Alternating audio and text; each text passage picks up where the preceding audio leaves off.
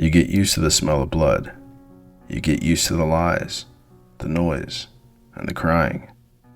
But you never get used to the silence that follows something unnatural. I've been with the Harris County Sheriff's Office for more than a decade now, and most nights they tend to blend into each other. Drunks, domestic disputes, and alarms that go off for no damn reason. You start thinking you've seen it all, until something reminds you just how little you really know.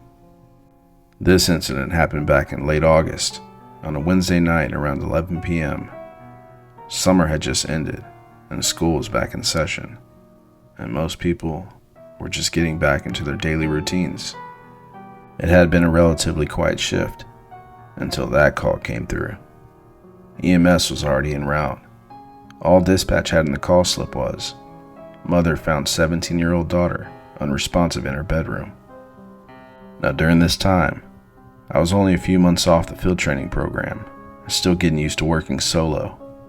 I rolled up to the house, single story, middle class, and the porch light was flickering, barely hanging on.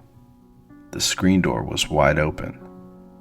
I walked onto the porch, and I knocked 2 or 3 times on the door frame. I couldn't see anybody, and a woman suddenly appeared from the far side of the living room. She was in her mid-40s, and her face looked like she had been crying for days.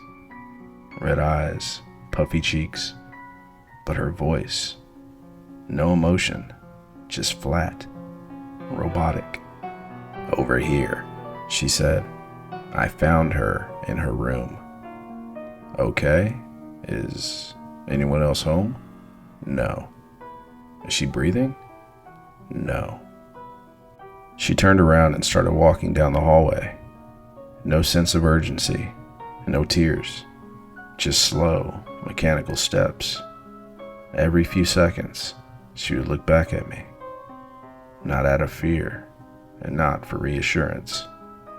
It was more like she was trying to make sure I was following her. We reached a door at the end of the hallway. The closer I got, the heavier the air became. Thick, clingy.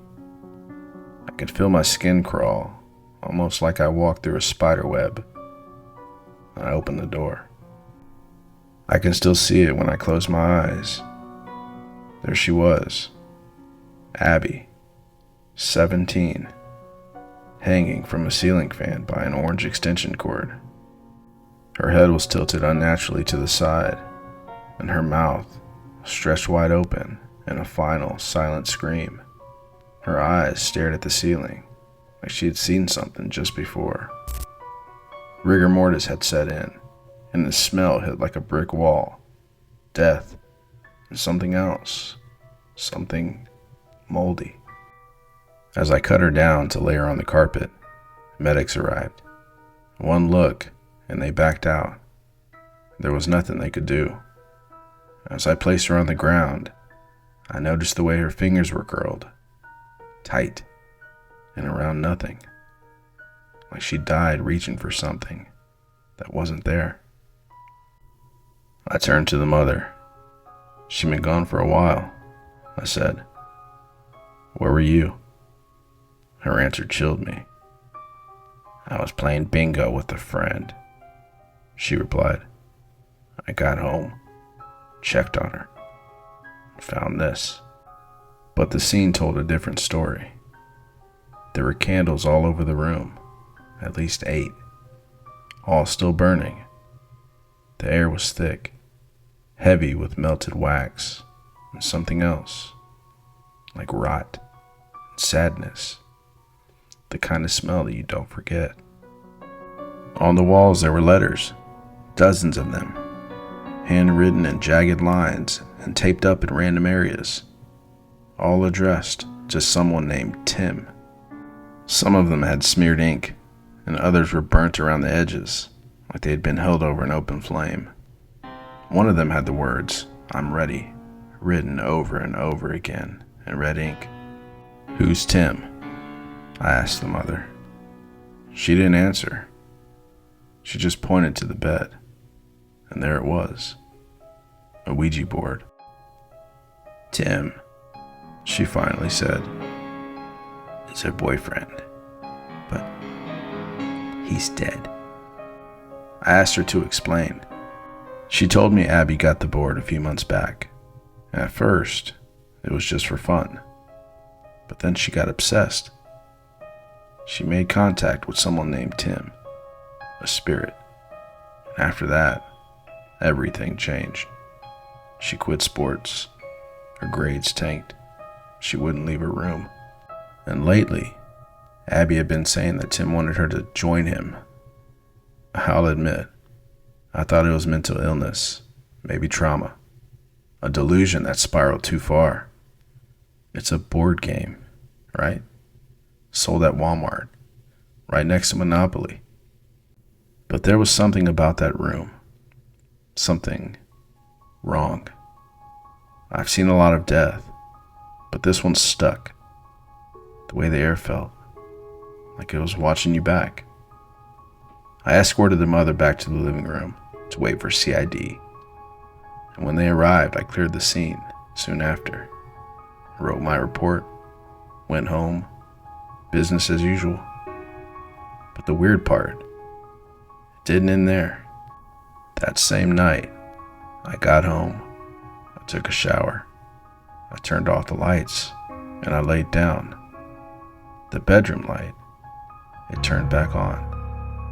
I figured maybe I didn't hit the switch right, so I turned it off again, not thinking much of it. Then it happened again, and again.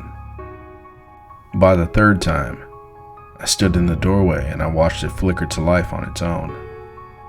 And then came the shadows, just barely, like something darting past an open doorway.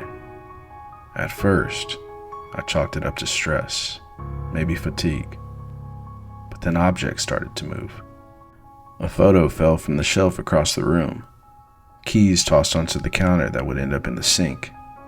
I couldn't sleep. I couldn't think.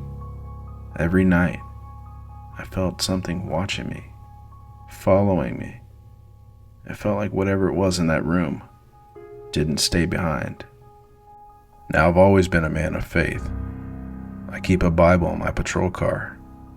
But that month, I wore a crucifix under my vest. I had my apartment blessed twice. I fasted, I prayed, I wept, and I begged. Eventually, it stopped. Or maybe it just moved on. People tell you not to bring your work home with you, to leave it behind the moment you clock out. But in this job, you don't always get that choice. Sometimes it follows, and sometimes it's not just trauma. Sometimes it's something else. Thank you so much for watching. And remember, if you're ever feeling overwhelmed or struggling, you're not alone. It's important to reach out for support and talk to someone you can trust. Your feelings do matter, and there are people who care about you. If you enjoyed this video, please don't forget to hit that subscribe button. Until next time, stay safe.